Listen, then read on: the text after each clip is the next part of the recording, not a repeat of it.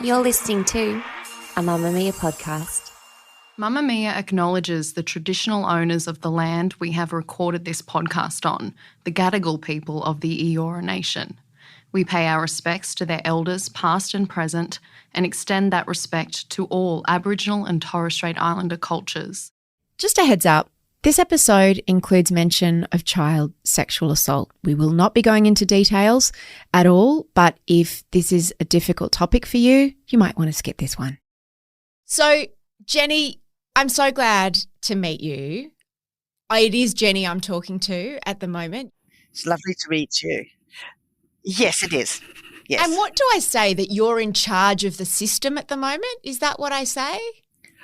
I'd say I'm the current front runner. Current front runner. I'm the person that most people interact with.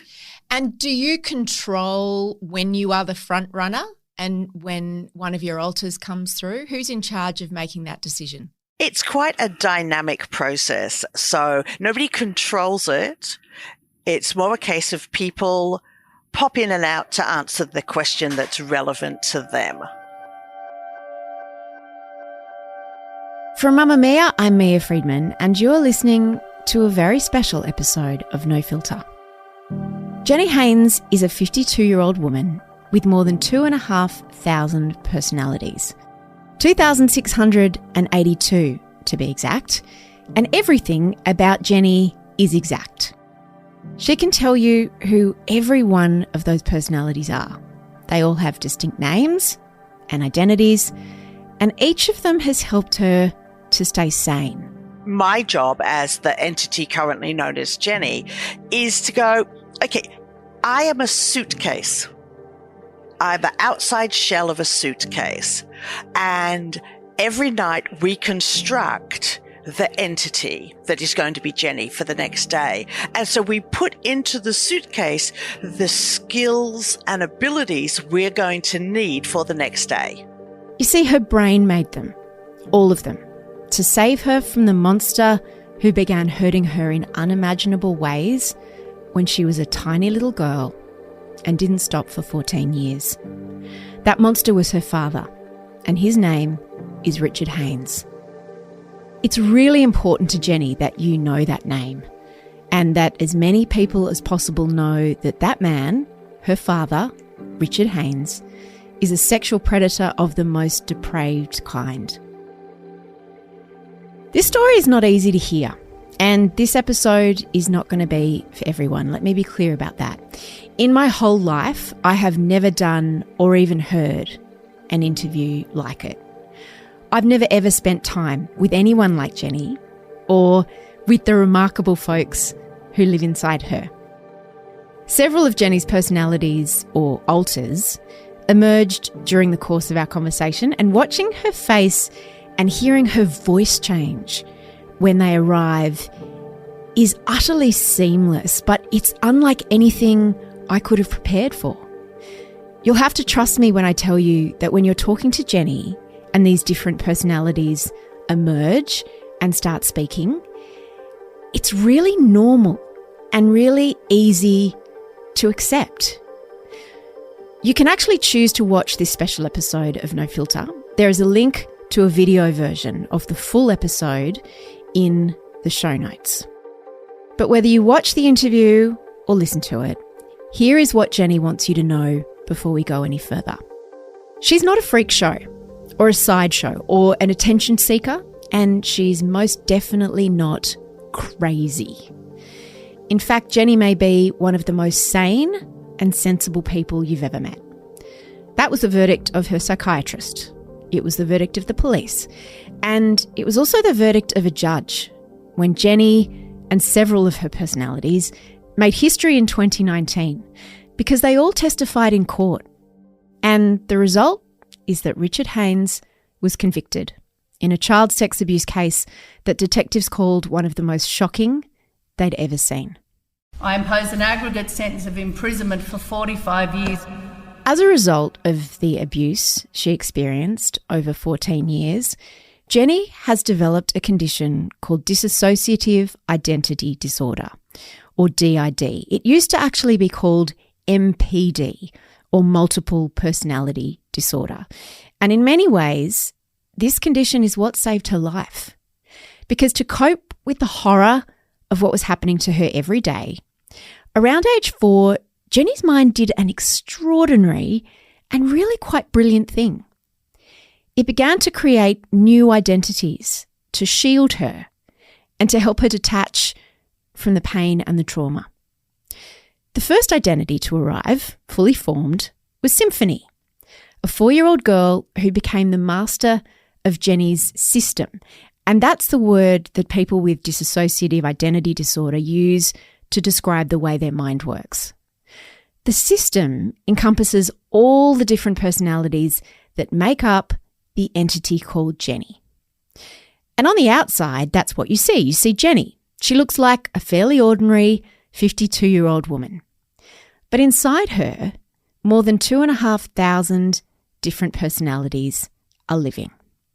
And depending on what Jeni needs to do, what she needs to talk about, or who she needs to interact with at any particular time, on any particular day, the right personality for that will come forward and embody what from the outside still looks like Jeni, but sounds and speaks differently. Some of the personalities are female, like Symphony and Gabrielle and Linda, who you're going to meet, and some are male, like Little Ricky, Captain Busby, and Muscles, who is a 17-year-old boy who loves motorcycles and really wants to get his gun license. Muscles wants that for protection because the evidence of Jeni's father's crimes against her remains on her body today.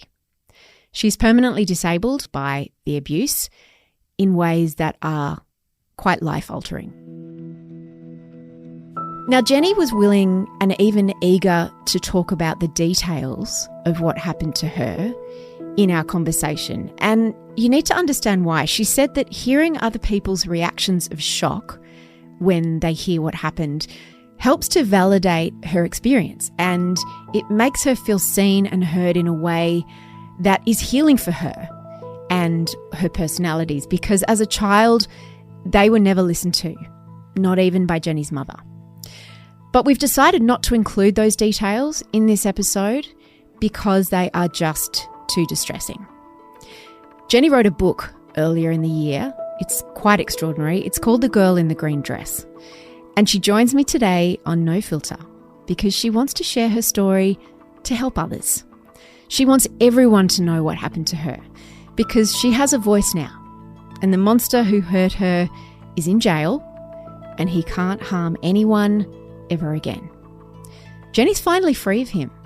Today on No Filter, I'm speaking to Jeni, Symphony, Linda, Little Ricky, Captain Busby, Muscles, and Gabrielle. So I want to ask you about some of your alters. Tell me about Symphony and Muscles to start off with. Okay, let's take the easy one, Symphony. Symphony created all of us. Okay, she is our first and she is kind of our mother. In a great many ways, she's our mother. We as alters walked out the back of her head fully formed when she needed us, which is a strange concept, I know. But Symphony is, she's amazing. She does everything. She is the child that Dad abused. And we are the people that help her to cope with him and anything else that happens in life that isn't him. She's amazing. She did all of this as a 4-year-old. She created herself. I don't even know how. Okay, you might hear some squeaking in the background. Is that Holly? That's Holly playing with a squeaky toy. Yeah, that's Holly. What kind of dog is Holly? She's a cavoodle. So she's a Cavalier King Charles poodle mix. I've heard you say that it's Symphony on the cover of your book. There's a little girl on the cover of your book, and you say that's Symphony. Yes. But is that also Jeni? How is 4-year-old Jeni different to 4-year-old Symphony? Well, the simplest answer to that is there is no 4-year-old Jeni. When Symphony took over, she took the birth child, Jennifer Margaret Linda, and put Jennifer Margaret Linda inside and took her place. So there never was a 4-year-old Jeni. We all answered to that name, but Symphony specifically never named any of her alters Jeni, because we were Jennifer Margaret Linda when we were interacting with the family. But inside, there is no Jeni. In fact, Jennifer Margaret Linda only rejoined us in about 2017, not long after Dad was arrested and brought to Australia. She was there, but she was a baby. It is Symphony on the cover because there was never a Jeni. When Jeni rejoined you, was she an adult? No, she was still a 6-month-old baby. And we had to get Symphony to let go of her in order to allow her to grow, because Symphony was keeping her safe as a 6-month-old baby. So when I say there's no Jeni, I mean it. She was a 6-month-old child. She never hit 4. And then she went from 6 months to 49, which was a huge jump. That was an entertaining day, I can tell you. What was that day like? Tell me what happened on that day. We had a chat with George, and we were talking about how Symphony was still protecting Jennifer. So he said the war is over. Let go. Because your father had been arrested and Jeni was safe. Yeah. So in 2017, we talked to George, and George said, let go. Who's George? George Blair West, my co-author, a psychiatrist, and he's just amazing. So he got Symphony to let go. Now, that was a physical opening her hands and letting go of the baby. And this is Jennifer at 6 months. It took 2 years for that process to be completed. And then Jennifer went from 6 months of age to 49 years in a matter of moments. It was the strangest feeling to find our original child, the original birth child, at 49 years old, with all of our skills, abilities, and memories. But she has like someone else's life because she didn't live any of it. So for her, it was a very strange experience, like waking up with amnesia and having all your family come and tell you, well, this is what you did. This is what you've been doing for 49 years. Are you having fun yet? And yeah, it was very, very strange. And she sat and she cried and just cried and cried because she got the memories of everything that Dad had done to her. And she wasn't crying for what Dad had done.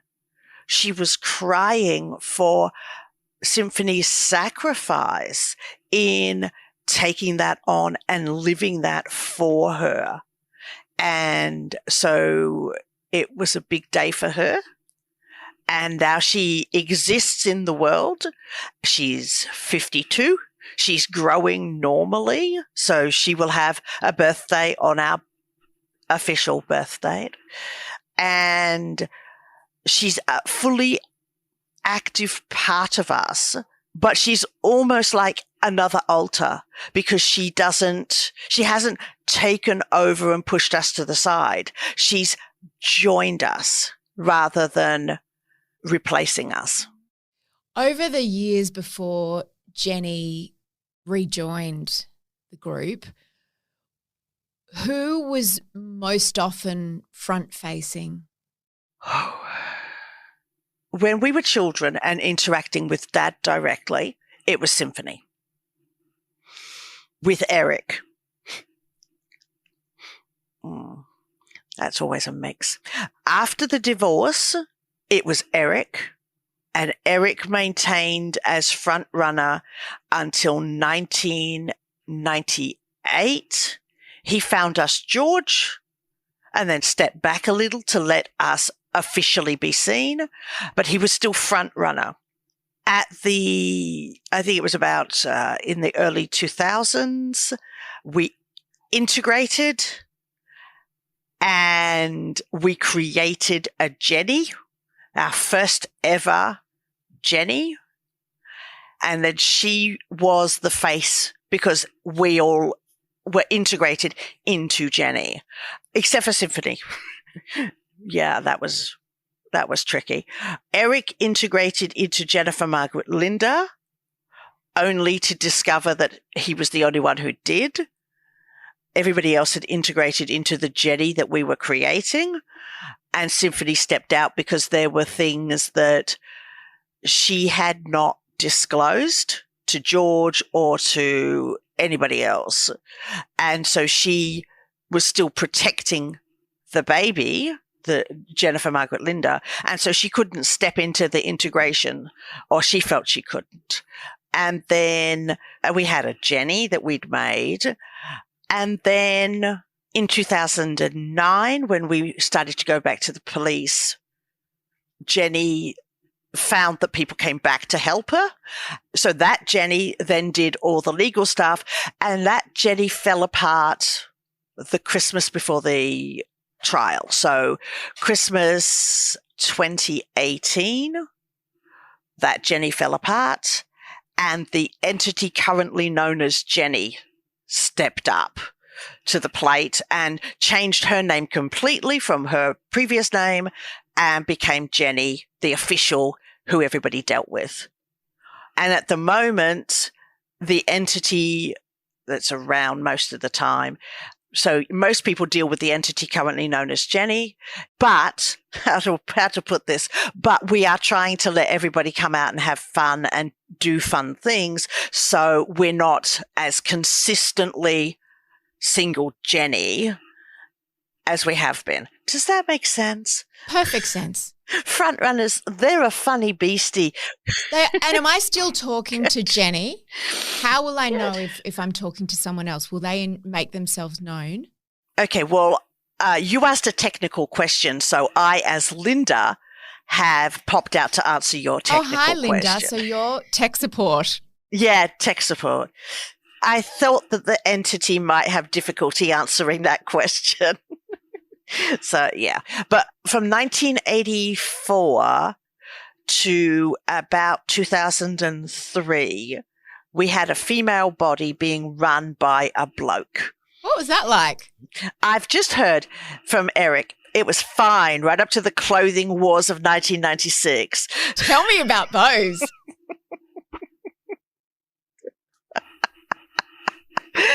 Oh, God. The clothing wars of 1996. They're really funny. They weren't at the time, but they were really funny. We have 3 genders. Okay, so we have boys, girls, and what we called the not girls. So when we wanted to dress, the boys wanted to wear jeans. Some of the girls wanted to wear pretty dresses, and the not girls, if we could have worn a sack and stapled it all the way down like armor, they'd have been happy because they didn't want to be female because females get raped. So they didn't want to be seen. They absorbed all the messages about, if you'd not been wearing that, you wouldn't have been raped. It's your fault. So they absorbed all of those messages.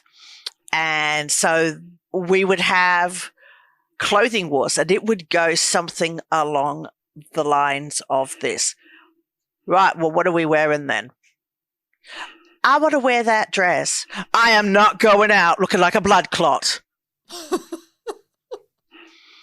I like it. I like it. I don't care. I'm not going out in that dress. It makes me look like a fucking blood clot.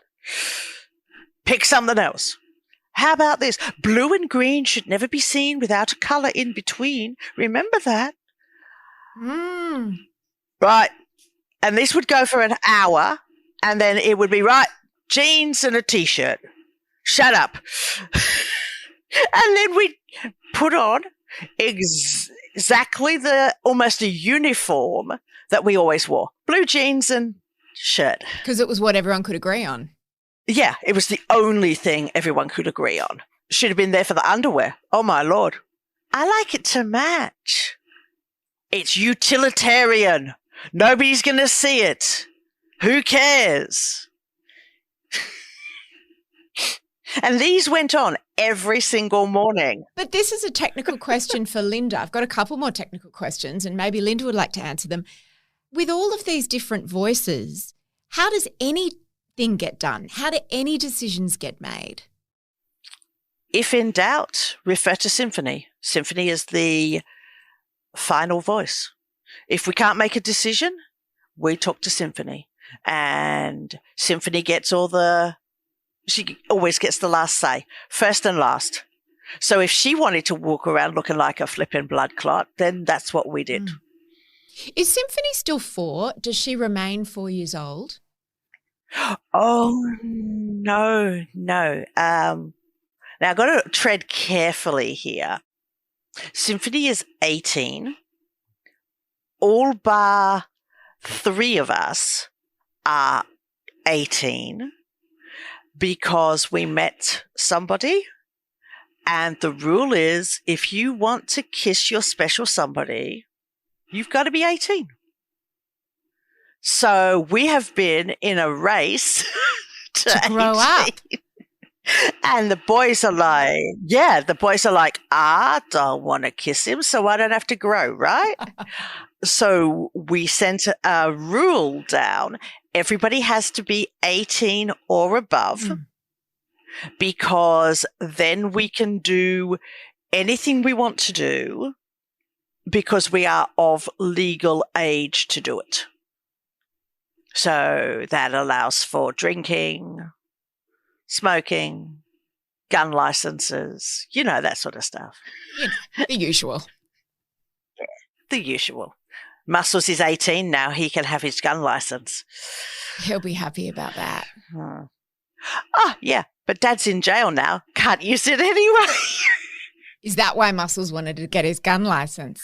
No, it's quite the opposite. Muscles refused to become 18 while Dad was free because at 18 he could get a gun license and get a gun and, to quote, blow the fucker away. So Muscles has been 17 his entire life so as to avoid hitting 18 and getting the gun license and doing something that he believes is morally wrong, but personally right. So better to not have the gun, not be 18, and then it's a moot point. I hope that makes sense. It does.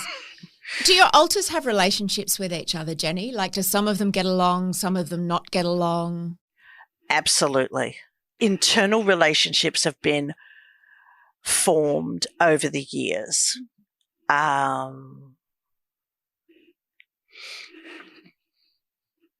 That's my question. I'm having that one.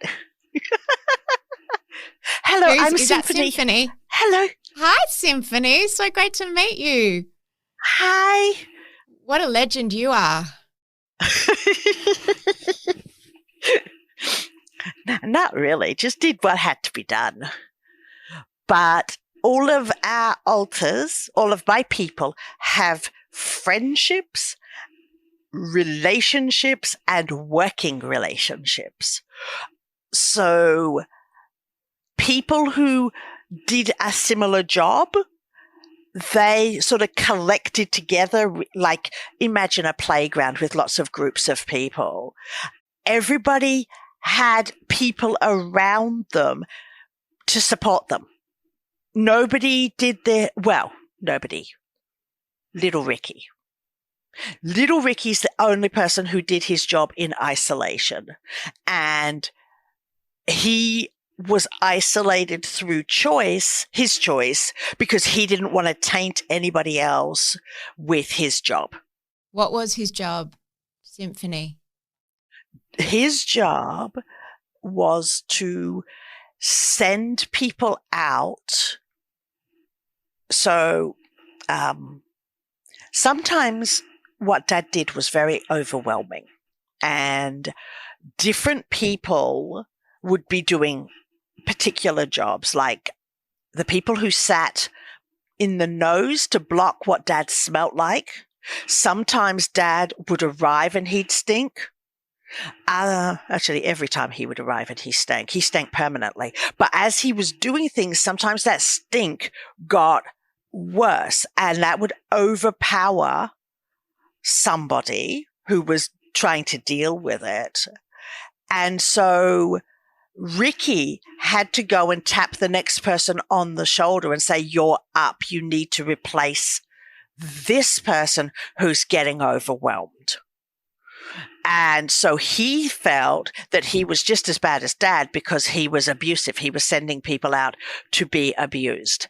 And it seems funny to give an example around a smell, but Dad smells like the most unwashed man on the planet, combined with the smell of burning Bakelite. And it is rancid. It is a unique smell. I've never smelt it with anybody else ever. And it's an absolutely overwhelming smell.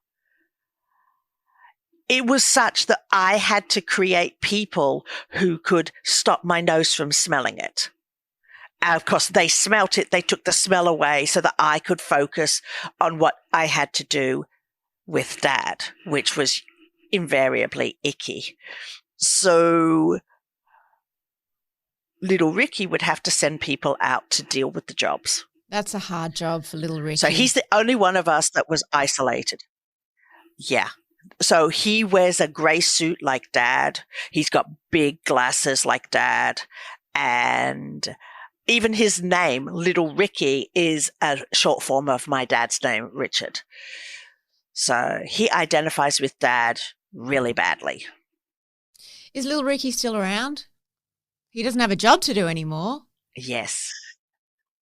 Yes, he does. Now he gets to choose who gets to go to the arcade and who gets to go and watch the movies. So we've taken his job and we've twisted it so that now when you get a visit from little Ricky, it's positive. You've been called in to look after something positive.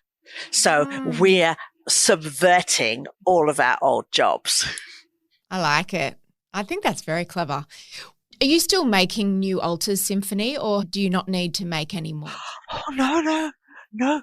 The last altar I made was the student in 1990. I haven't made anybody since then. What did the student have to do? She went to university and studied. So she's the one that got the 3 degrees. She's very clever. Why did you stop making altars? Because we weren't living with Dad anymore. We didn't need altars. We didn't need new people because people were only built to help me to deal with things that distracted me from dealing with Daddy. And if Daddy wasn't there, then those things aren't distractions anymore. I see. And we made the student because we got into university. So we made a student to get us there. With the number 2,500, are there actually 2,500 altars? And are they all still, like, do some of them just kind of go on standby, or are they all present all of the time? Okay. There are 2,681 others. So there's me and 2,681. Not 2,500, but it's a nice round figure, see. We don't want to lose that extra 181. It just got rounded down. Better than rounded up, I guess. And before you ask, we know exactly and precisely how many people there are because Muscles runs a democracy. I get the final vote, but everybody else votes on everything. So he has the voting slips. So we know exactly how many people we've got because we got voting slips from everybody.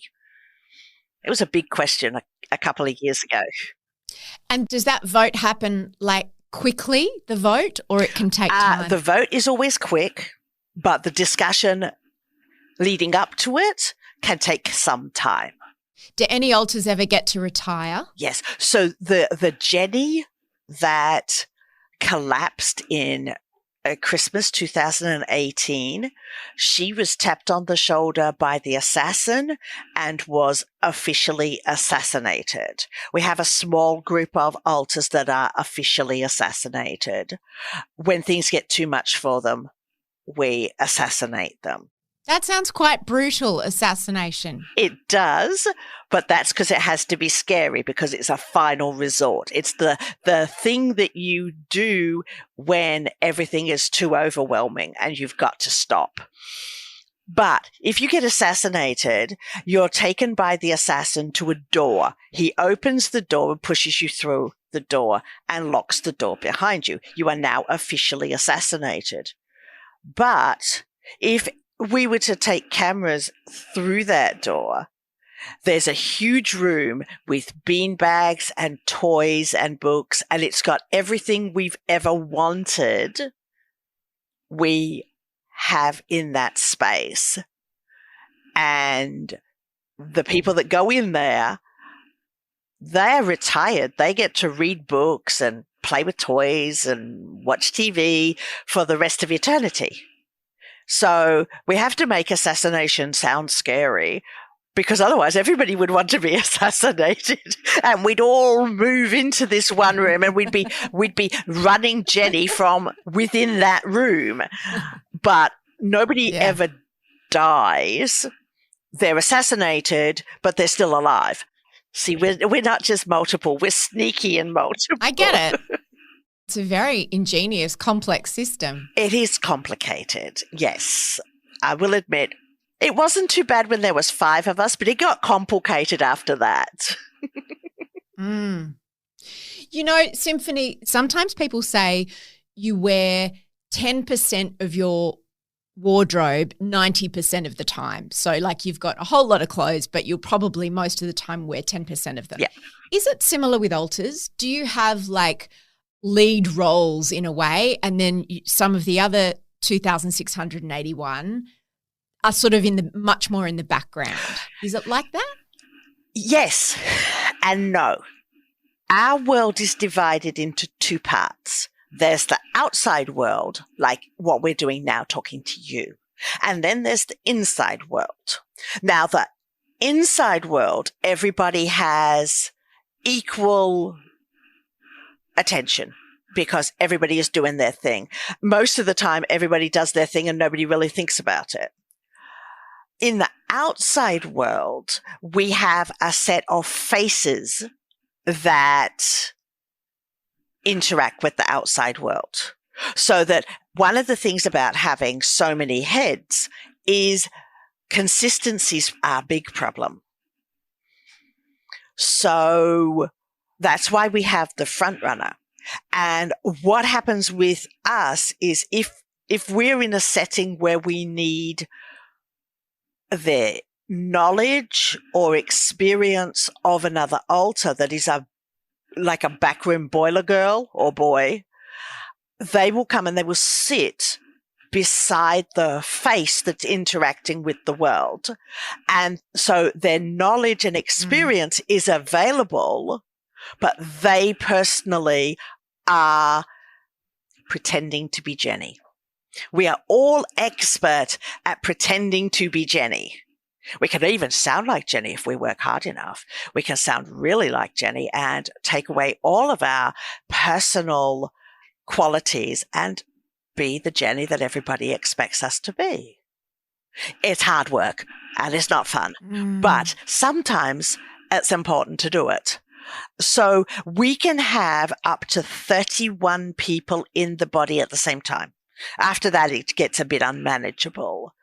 It was for a long time up to 24, but it's spread to 31. And so if we've got a big task, like exams are really good because everybody who attended that lecture rocks up to do the exam, which makes exams really hard. When you've got multiple choice. Because everybody wants to write their own different answer. Exactly. In different handwriting. Consistency is not easy. How do you do that? Badly. Is that your job, Symphony? Is that to like manage the rabble? No. Most of the time it happens organically and nobody's in charge. It just happens. But sometimes Eric used to manage the rabble, but I don't have to do that. They're all mine. I just rock up and say the answer is this and this is what they do. I'm the final casting vote. You are the final casting vote. Symphony, some people might have thought that once Jeni's father and your father was sent to jail for 45 years, so he'll never be released. He'll die in jail. Hopefully in a long time. The system that you created to protect Jeni when she was a little child, some people might think, well, that system isn't required anymore because Jeni's safe, justice has been served, this man is being punished for what he did, and the world has acknowledged that it really happened to all of you. So what do you say to those people who are like, well, there's no need for you all anymore? Hi, I'm Little Ricky. That's a question for me. Hey, Little Ricky. Hi. On the surface, we have no further use for our folks, but they've lived in shit. Their whole world has been shit. I don't want to integrate anybody until they have got something fun as their final experience. If these people could all be seen as individual victims of crime, individual children, our response to an abuse victim is to help them move on. We don't shoot them. We don't go, oh, good, well, you've got your abuser behind bars. Now we take you out back and shoot you. And that is kind of what is implied in, well, now you don't need them, you can get rid of them. And I've said, nah, we're not doing that.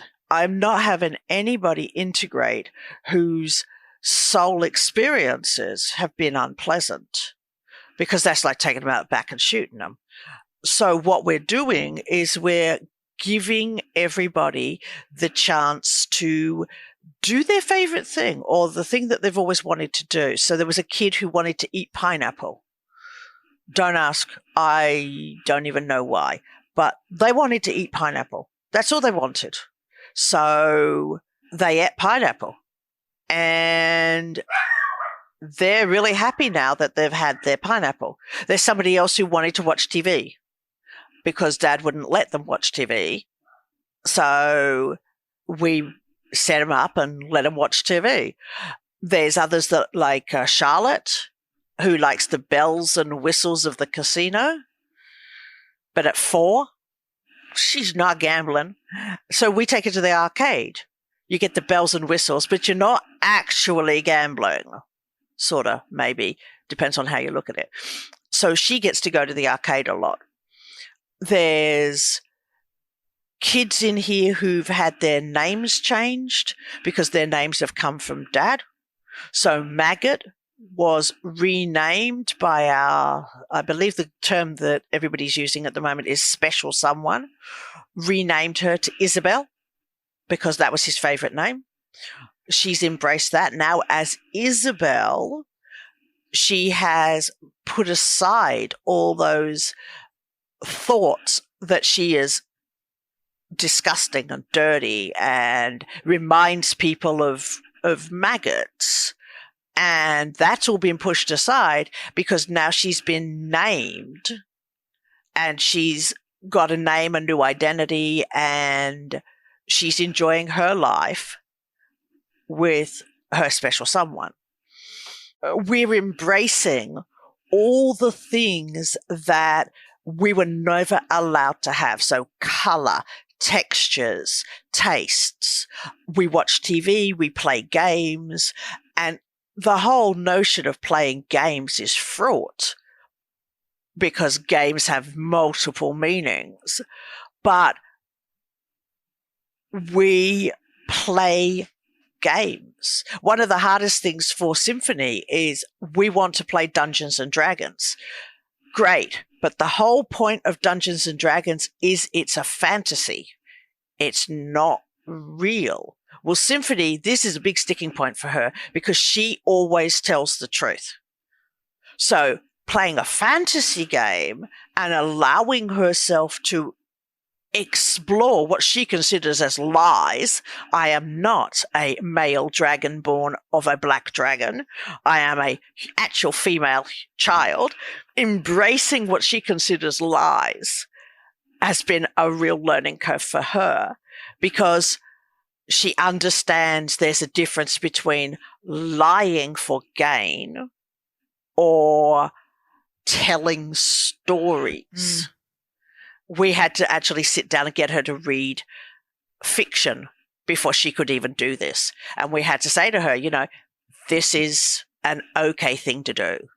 But I don't want anybody to integrate until they are ready. And they will not be ready until they have done whatever it is they've always wanted to do. Yeah, until they've had some good experiences. Exactly. Little Ricky, what's the difference between assassination and integration? Oh, that is such a good question. Okay. Assassination means you no longer have to do your job. You're still alive, but you're not doing your job. Mm-hmm. That's simple. An assassinated alter can integrate. That's easy. Integration is like making a cake. You are an ingredient. You might be one sultana. This person beside you might be 3 cherries. You don't know. You make a cake. You put all the ingredients in the bowl and you mix it together. It now becomes something different from what it was. But those parts are still there. Understand. Yeah, so integration is more a blending and sharing of skills so that the person that you're integrating into has access to those skills. So another way of seeing it might be putting all the pencils in a pencil case. Those pencils are individual, but in the pencil case, they are a collective. Yeah, I understand. Okay, great. I do. I really understand. Little Ricky, is that still you or is Linda back because we're talking about technical things? Oh, no, this is still me. Okay. Admittedly, I've got a number of people working with me to answer these questions, but it's still me mostly. We had a very strange analogy, fuck up. That's a good word. Yeah. We used the analogy of the cake. And it worked right up to the minute that people started to remove themselves from the integrative whole and come back as separate alters. And that was interesting because suddenly the cake was no longer a good analogy because the egg just walked back out. Yeah, I understand. So we had to find something else because that wasn't... Maybe more like a fruit cake where the sultanas and the cherries are still sort of whole but within the form of a cake. Exactly. That works. Yeah. So I get it. what we're finding is people are blending. People have already started the blending process. So everybody is still here. Everybody is still individual, but they're working in teams as opposed to individual now. So I understand. Good. So when we want something or we need a skill, instead of relying solely on one person to provide that skill, the blended people are instantly available. I said a moment ago that I'm getting support at the moment. Yeah. And that's because some blended entities are sitting there beside me, making sure I have access to information about, like Mum's Army. Yeah. So as soon as they knew I was going there, a representative immediately arrived. I've got Captain Busby sitting beside me talking because she's talking about Mum's Army, which, given that we only moved out of home a year ago, Mum's Army is still highly active. I mean, we have contact with Mum all the time, either by email or by phone or face-to-face. So Mum's Army is still there, being protective, supportive, checking out what she needs, getting onto aged care if she needs more support, talking to her providers, fixing the techie-nucky shit. That army is still there. The jobs are different, but the army is still there. Make sense? I understand. Yeah, total sense. I'm not sure if you're the right person, little Ricky, but I wanted to ask about Jeni's relationship with her mother.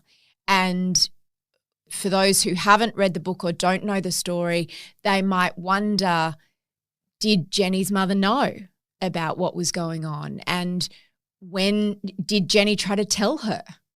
Okay, that one is a bulk answer, and I'm going to step out and let somebody else take that one. Busby, I think you're up. Hello. Hi. You're Mia, right? Captain Busby? Hi. I am. Lovely to meet you. Hi. You asked a tricky question now. Okay. Can I break that question up a little bit so that I can answer it in parts? Of course. Okay. Did my mum know? Yes and no. My mum knew some things. Yep. My mum saw things, but when she went to Dad as the only other adult in her world, don't forget, Dad isolated us all. So the only other adult Mum's got to go to is my abuser.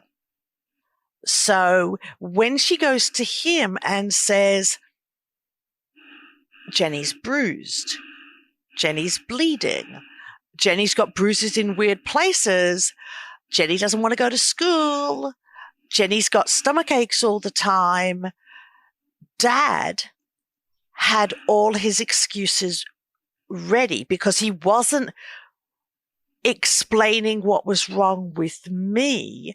He was making sure she never put 2 and 2 together and got 4.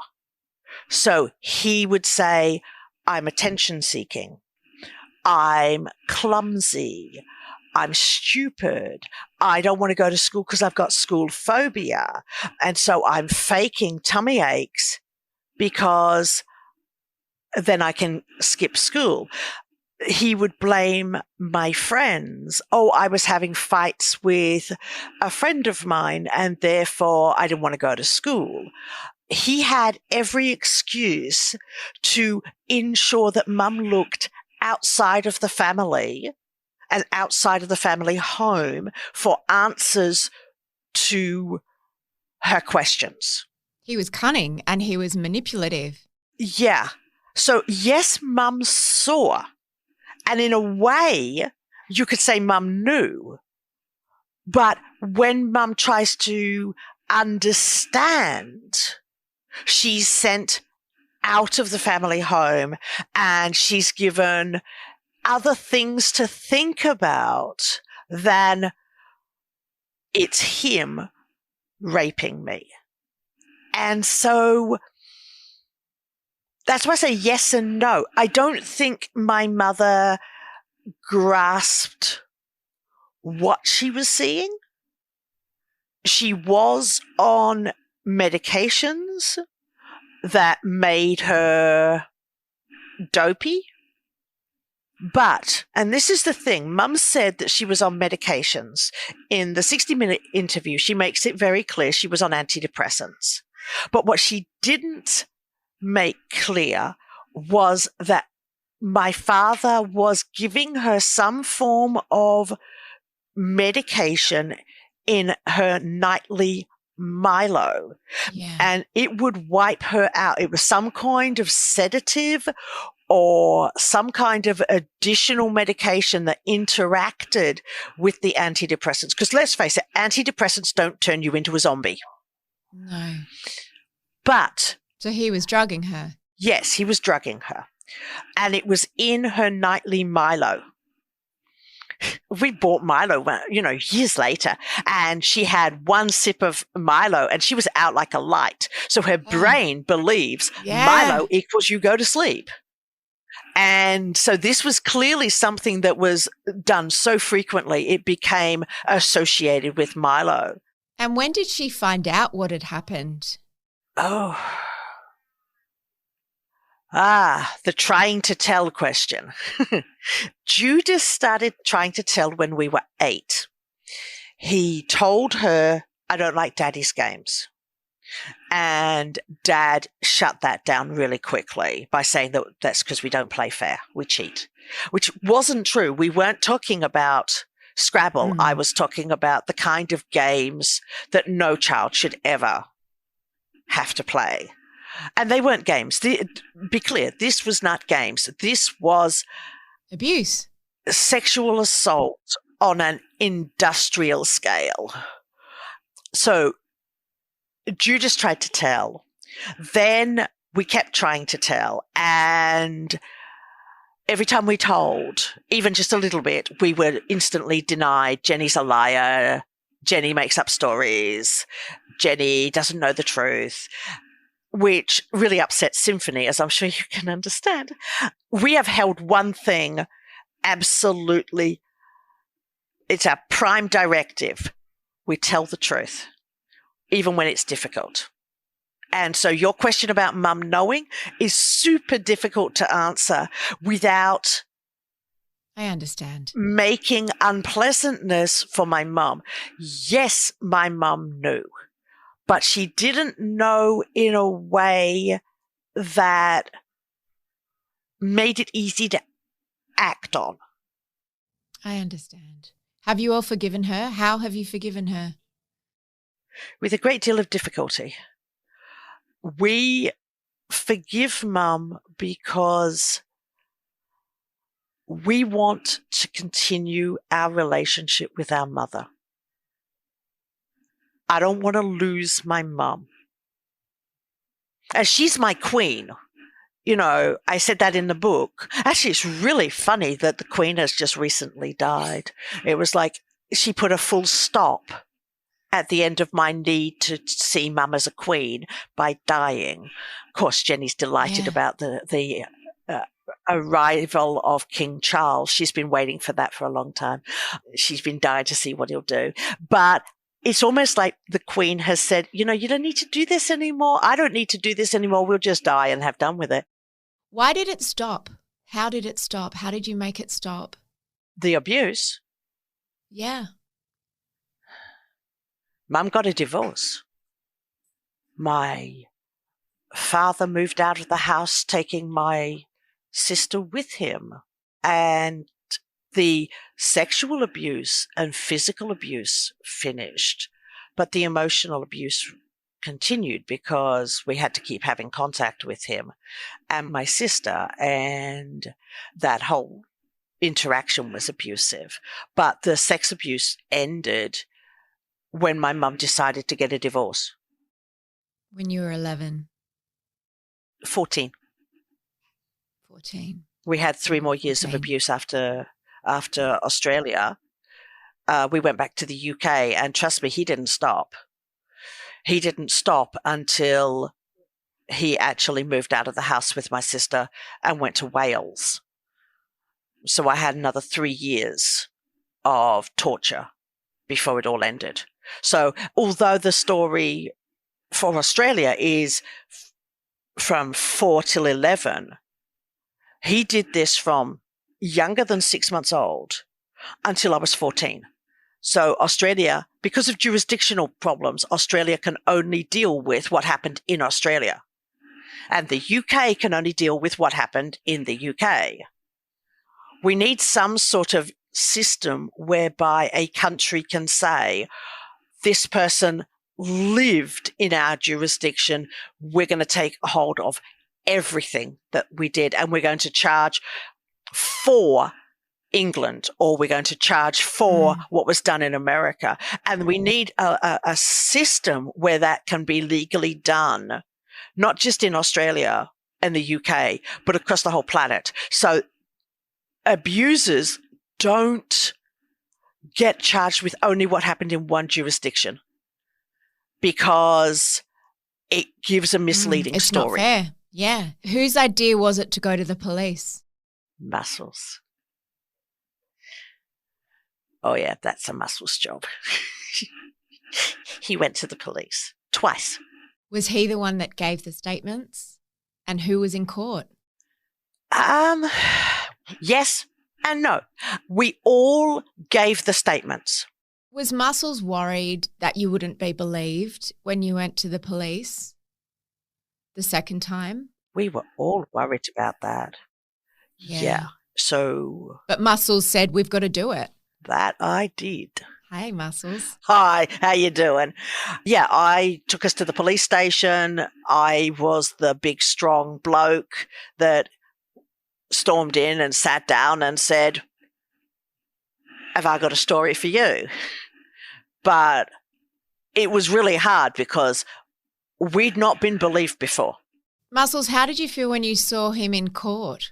Symphony saw him and she goes, oh, I was a big man yesterday, but boy, you ought to see me now. So he wasn't what we expected, because he was going to be respectable, right?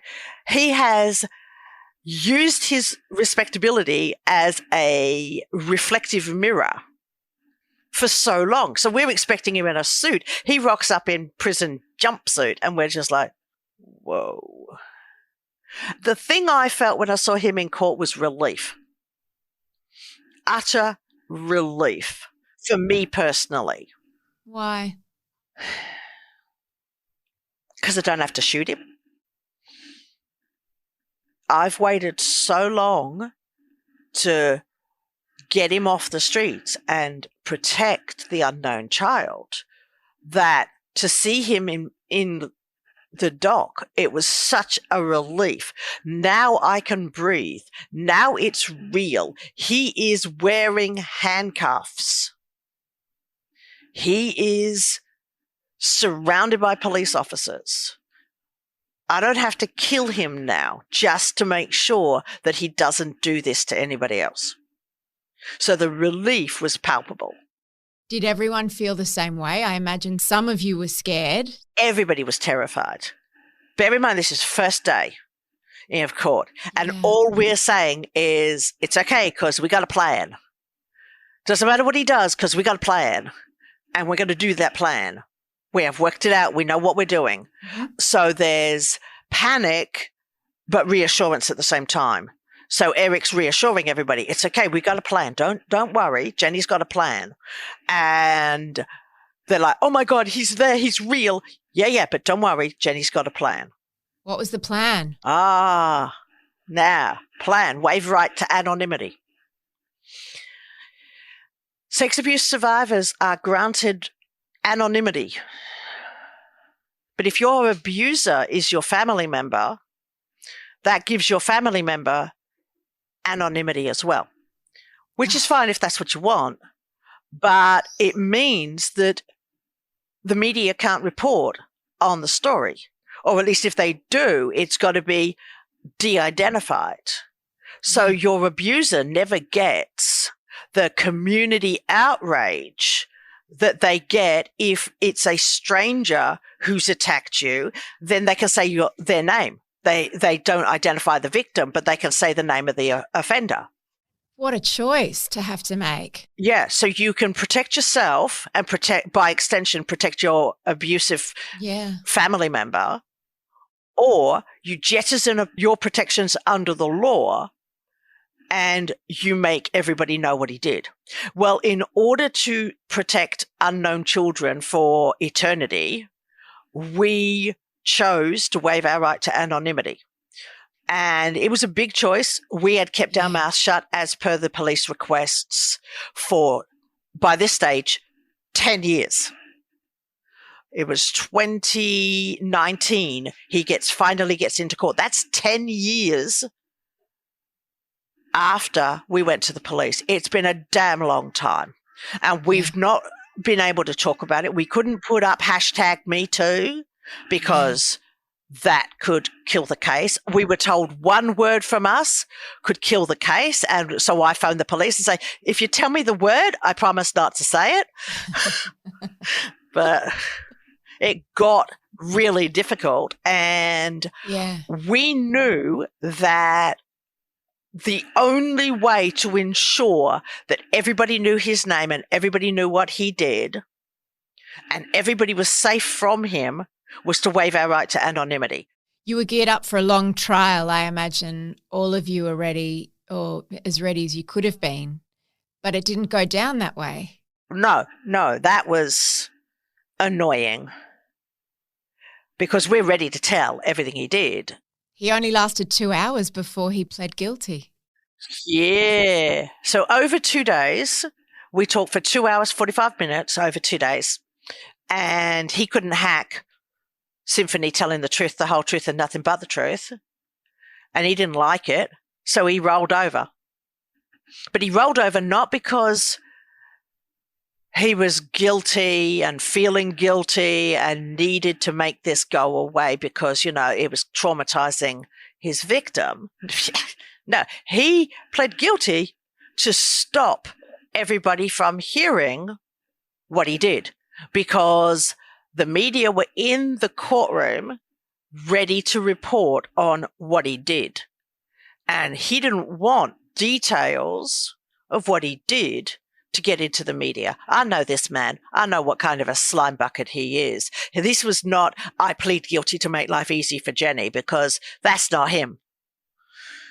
He pled guilty to shut us up, which he succeeded in until he got his victim impact statement. He didn't like that, I can tell you. But he sat in court smirking.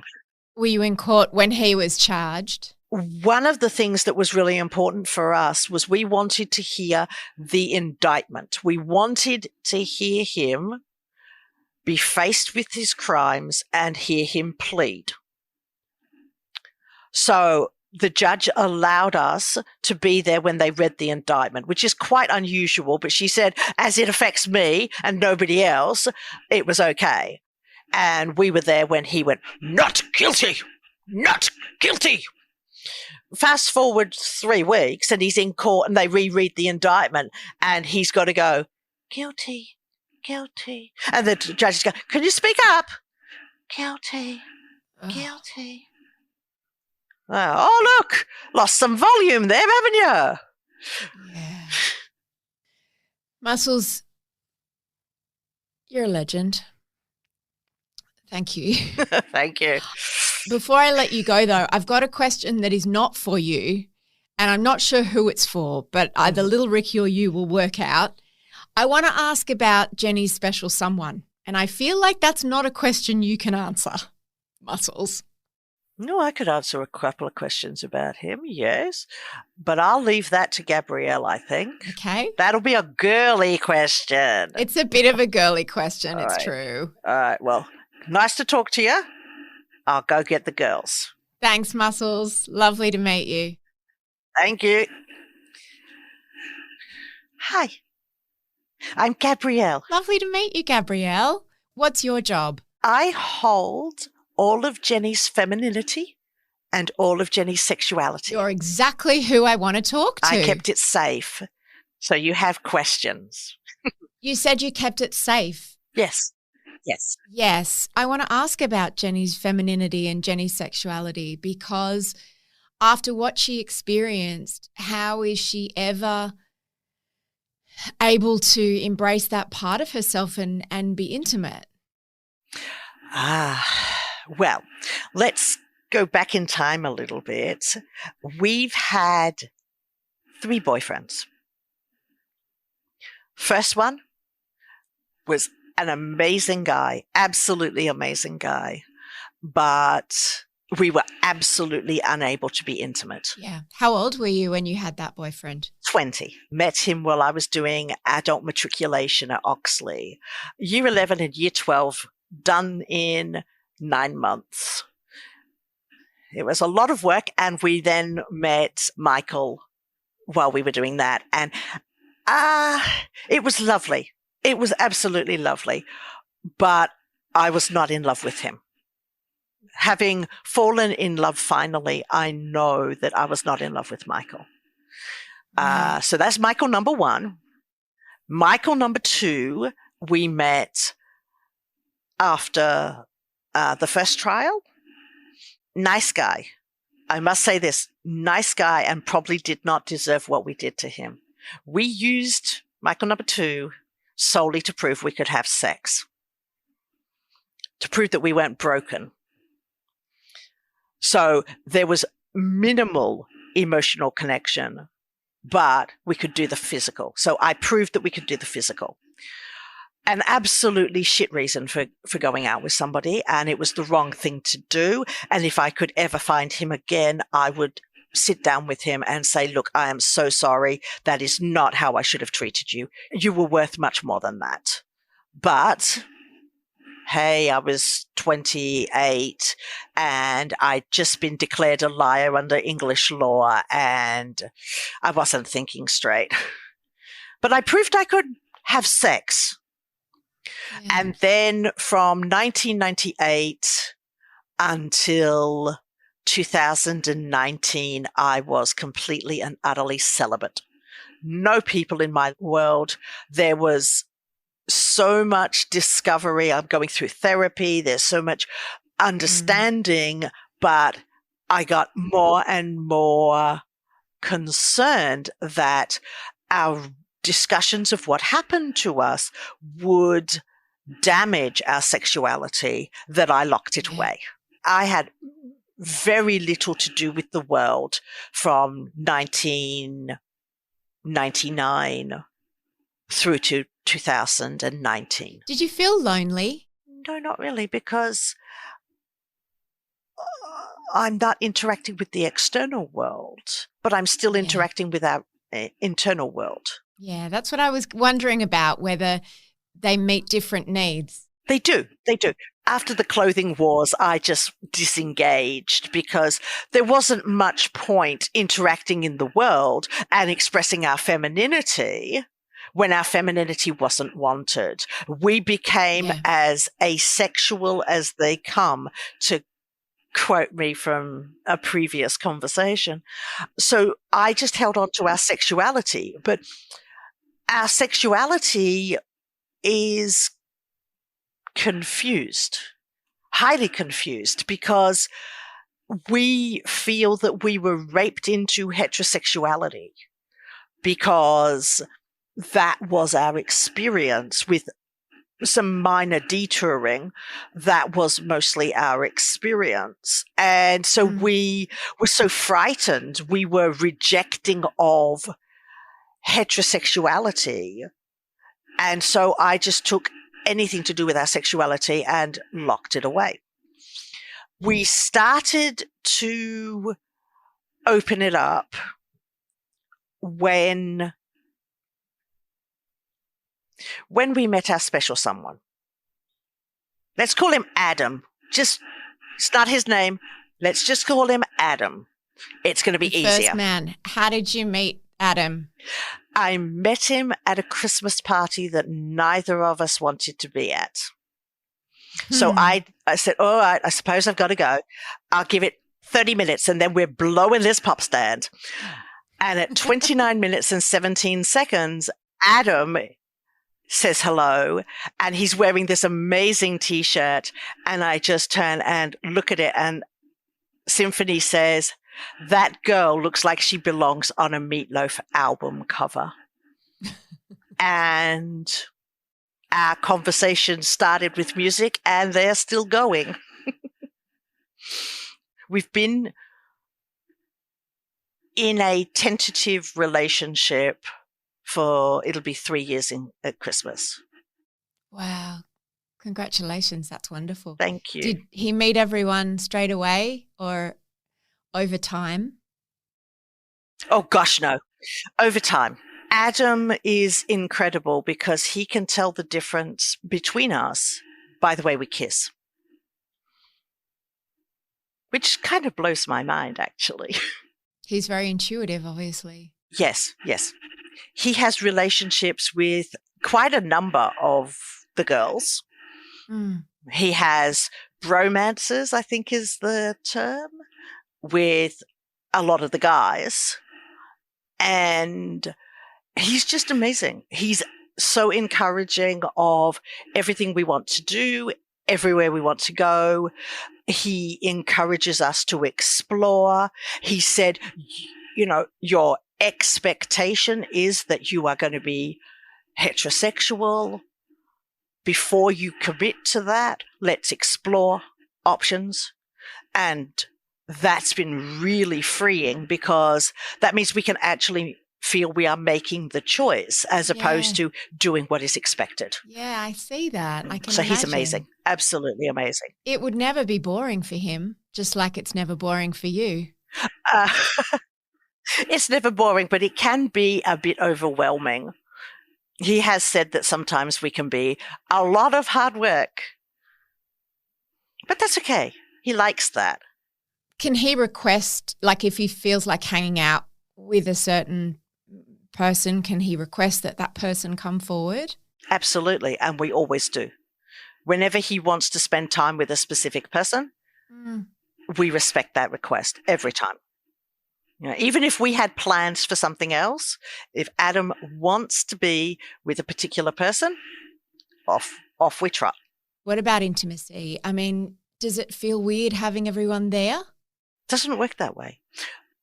We have constructed a sacred space in our inner landscape. And when we spend time with Adam, if we're playing the Switch, it doesn't matter. But if we're doing something intimate, we go into the sacred space and lock the door. And anybody who wants to come in has to knock. So even if Adam asks for a specific person, they can't just walk through the door. They have to knock and be let in. And then the door is sealed again behind them.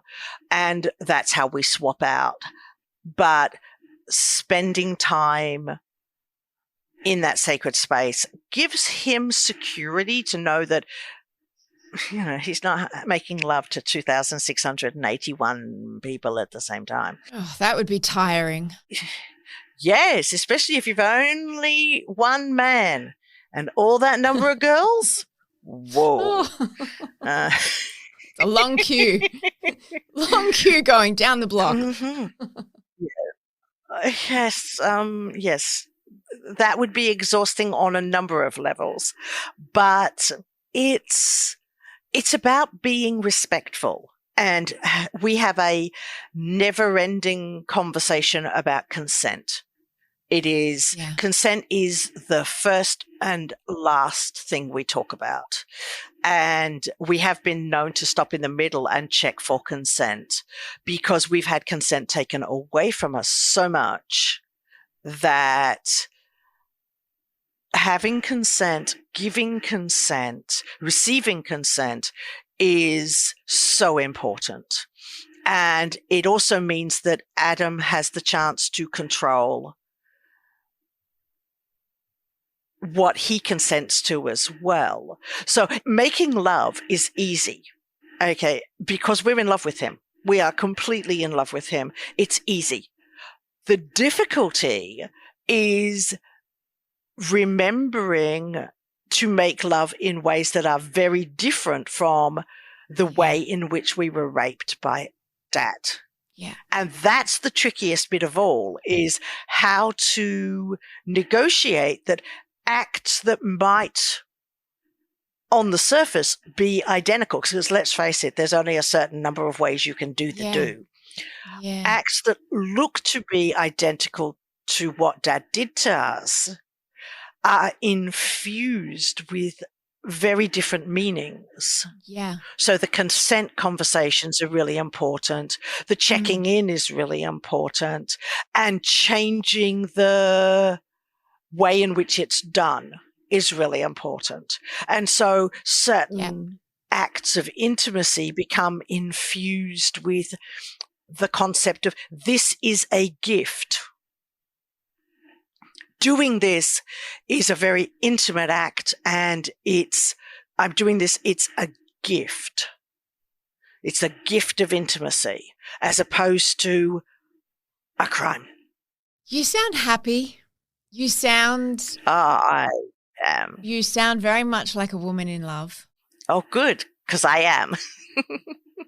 It's wonderful. And a woman who has found immense healing. Yes. Yes. I wanted to ask, we've talked about a lot of things, and we've talked about a lot of really difficult things, and I know that talking about them can't be easy. How will you all feel afterwards? Will you feel exhausted? Will some people who weren't involved in this conversation be front-facing to give the others a rest? Well, the feeling we have right now as this draws to a close is exhilaration. We feel exhilarated. We have told our truth. We have told the truth. And we've demonstrated that MPD is not a sideshow. We've demonstrated the ease with which we switch, the fact that we are normal people with normal interests, concerns, worries, fears. Yeah. We've demonstrated by just sliding from one person to the other that really MPD could be all around you and you wouldn't notice unless you're looking really carefully. You could be friends with someone with MPD and not know. Yeah. We've also, once again, battered Dad with the reality of what he did. And we've got his name out there. And so more people will be aware that Richard Haynes is a scumbucket. And that's important because of the secrecy around sex abuse. And so somebody who is going through the process of reporting their scumbucket might look at this interview and go, actually, you gain so much more from waiving your right to anonymity and having your personal scumbucket in the media than you do by hiding them. Nobody talks about this. If I can talk about this and make a change in just one person's life, that's wonderful. So I'm hoping somebody will watch this and go, oh my God, I treat my ex-family member exactly like their abuser does. I need to change. Because as survivors, we are constantly told to change. I have changed to fit in with everybody. But they are the ones that need to change. There's nothing wrong with me. I'm the healthy one. And I've got MPD. Sure are. And yet, according to the psychiatrist, I'm the healthiest person in my family. So that's a spit out. You are. So if people can understand that MPD equals victim of crime, MPD equals a family that is non-supportive, even when they want to be supportive. My mum, my brother, they want to be supportive. But because of the way they've lived, their support isn't as effective as it could be because it's wrapped up in a package made by my dad and my dad's treatment of me. And if people can understand that and try to fight against it, even if they say, hey, I recognize that I'm treating you the way Uncle Murphy did. I'm trying to be different, work with me. That is what we need to hear. Because in therapy, what we hear is the only person you can change is yourself. And I have shaved bits here and smoothed bits there and punched holes here to fit in with everybody. And it's only in the last 3 years I've said, fuck it, I'm going to be me. You are a bloody legend, Jeni Haynes, and Muscles and Thank Symphony and Gabrielle and Captain Busby and everybody else and little Ricky, everyone else that I was so lucky enough to meet today. Thank you. Your story is extraordinary. Your book is masterful and your courage is boundless. Thank you. So many people owe you a debt of gratitude for your honesty and your courage. Jeni, thank you. Thank you. Thank you so much.